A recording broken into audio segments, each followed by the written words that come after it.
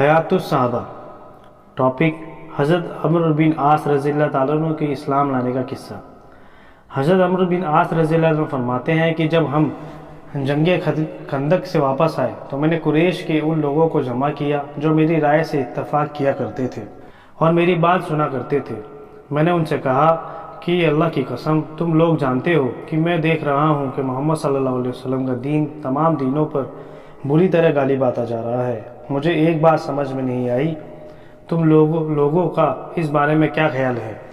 انہوں نے کہا واہ کیا بات ہے۔ میں نے کہا میرا خیال یہ ہے کہ ہم نجاشی کے پاس چلے جائیں، وہیں رہا کریں، پھر اگر محمد صلی اللہ علیہ وسلم ہماری قوم پر غالب آ گئے تو اس وقت ہم نجاشی کے پاس ہوں گے، کیونکہ نجاشی کے ماتحت ہو کر رہنا ہمیں محمد صلی اللہ علیہ وسلم کے ماتحت ہو کر رہنے سے زیادہ پسند ہے، اور اگر ہماری قوم غالب آ گئی تو ہم جانے پہچانے لوگ ہیں، وہ ہمارے ساتھ بھلائی ہی کا عمل کریں گے۔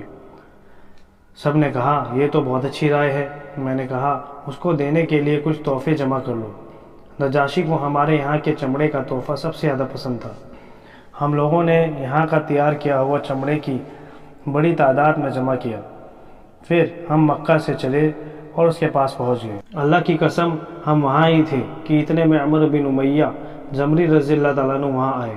حضور صلی اللہ علیہ وسلم نے ان کو نجاشی کے پاس حضرت جعفر اور ان کے ساتھیوں کے بارے میں بھیجا تھا۔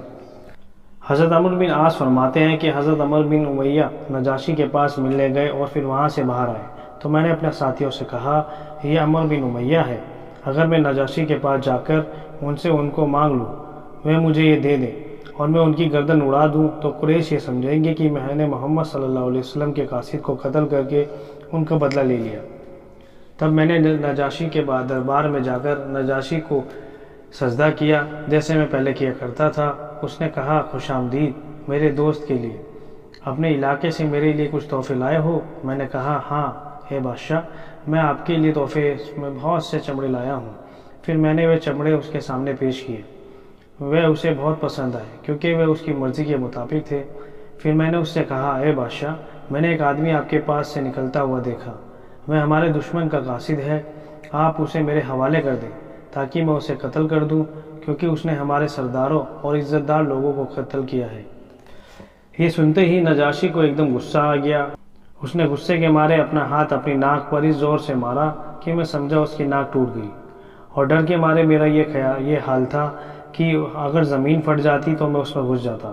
پھر میں نے کہا اے بادشاہ، اللہ کی قسم اگر مجھے اندازہ ہوتا کہ یہ بات آپ کو ناگوار گزرے گی تو میں آپ سے بالکل نہ مانگتا۔ نجاشی نے کہا تم مجھ سے اس آدمی کے قاصد کی مانگ کر کے قتل کرنا چاہتے ہو جس کے پاس وہی ناموس اکبر جبرائیل علیہ السلام آتے ہیں جو موسیٰ علیہ السلام کے پاس آیا کرتے تھے۔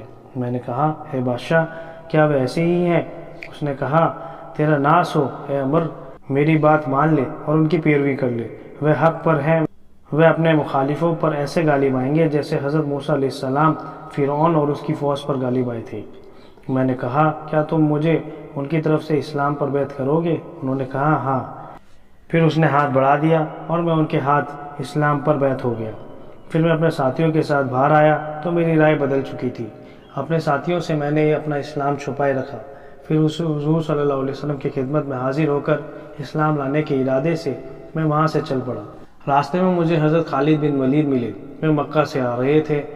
یہ واقعہ فتح مکہ سے کچھ پہلے کا ہے۔ میں نے کہا اے ابو سلیمان کہاں جا رہے ہو؟ انہوں نے کہا اللہ کی قسم بات صاف ہو گئی ہے، یہ آدمی یقیناً نبی ہے، اللہ کی قسم میں ان کے پاس مسلمان ہونے جا رہا ہوں، کب تک ہم ادھر ادھر بھاگتے رہیں گے؟ میں نے کہا اللہ کی قسم میں بھی مسلمان ہونے جا رہا ہوں۔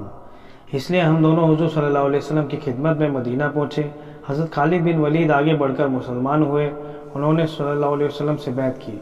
پھر میں نے قریب ہو کر عرض کیا اے اللہ کے رسول صلی اللہ علیہ وسلم، میں آپ سے اس شرط پر بیعت کرتا ہوں کہ میرے پچھلے تمام گناہ معاف ہو جائیں، آگے کے گناہوں کے بارے میں مجھے خیال نہیں۔ آپ نے فرمایا اے عمر بیعت ہو جاؤ، کیونکہ اسلام اپنے سے پہلے کے تمام گناہوں کو مٹا دیتا ہے، ہجرت بھی اپنے سے پہلے کے تمام گناہوں کو مٹا دیتی ہے۔ فرماتے ہیں کہ میں حضور صلی اللہ علیہ وسلم سے بیعت ہو گیا اور پھر واپس آ گیا۔ اس روایت کو بہقی نے واقعی کے حوالے سے زیادہ تفصیل اور زیادہ بہتر طریقے سے ذکر کیا ہے۔ اس میں یہ مضمون بھی ہے پھر میں حبشہ سے چل دیا، یہاں تک کہ جب میں ہدا نامی جگہ پر پہنچا تو میں نے دیکھا کہ 2 آدمی ذرا کچھ آگے جا کر پڑاؤ ڈال رہے ہیں۔ ایک خیمے کے اندر ہے اور ایک دوسرا دونوں سواریوں کو تھامے ہوئے ہے۔ غور سے دیکھنے پر پتہ چلا کہ یہ تو خالد بن ولید ہے۔ میں نے کہا کہاں جا رہے ہو؟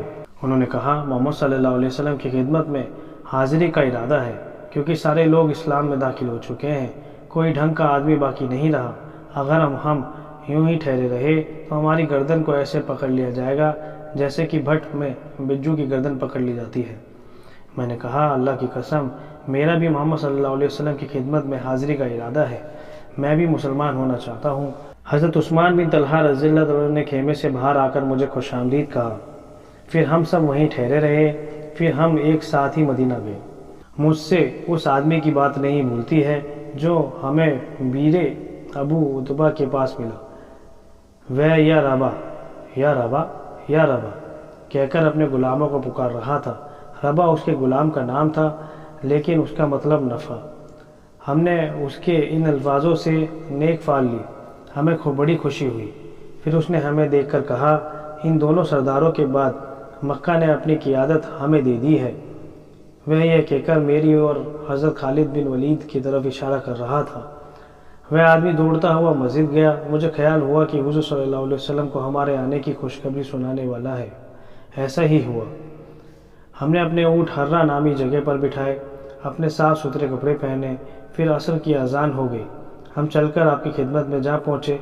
آپ کا مبارک چہرہ خوشی سے چمک رہا تھا۔ آپ کے چاروں طرف مسلمان بیٹھے ہوئے تھے جو ہمارے مسلمان ہونے سے بہت خوش ہو رہے تھے۔ پھر حضرت خالد بن ولید آگے بڑھ کر حضور صلی اللہ علیہ وسلم سے بیعت ہوئے۔ پھر حضرت عثمان بن طلحہ آگے بڑھ کر بیعت ہوئے۔ پھر میں آگے بڑھا۔ اللہ کی قسم، جب میں آپ کے سامنے آیا تو میں شرم کی وجہ سے اپنی نگاہ نہ اٹھا سکا۔ میں نے آپ سے اس شرط پر بیعت کی کہ میرے پچھلے تمام گناہ معاف ہو جائیں، بعد میں ہونے والے گناہوں کا مجھے خیال نہ آیا۔ آپ نے فرمایا اسلام اپنے سے پہلے تمام گناہوں مٹا دیتا ہے، ہجرت بھی اپنے سے پہلے تمام گناہوں کو مٹا دیتی ہے۔ اللہ کی قسم، جب سے ہم دونوں میں اور خالد بن ولید مسلمان ہوئے، اس وقت سے حضور صلی اللہ علیہ وسلم نے کسی بھی پریشان کرنے والے معاملے میں اپنے کسی صحابی کو ہمارے برابر کا نہیں سمجھا۔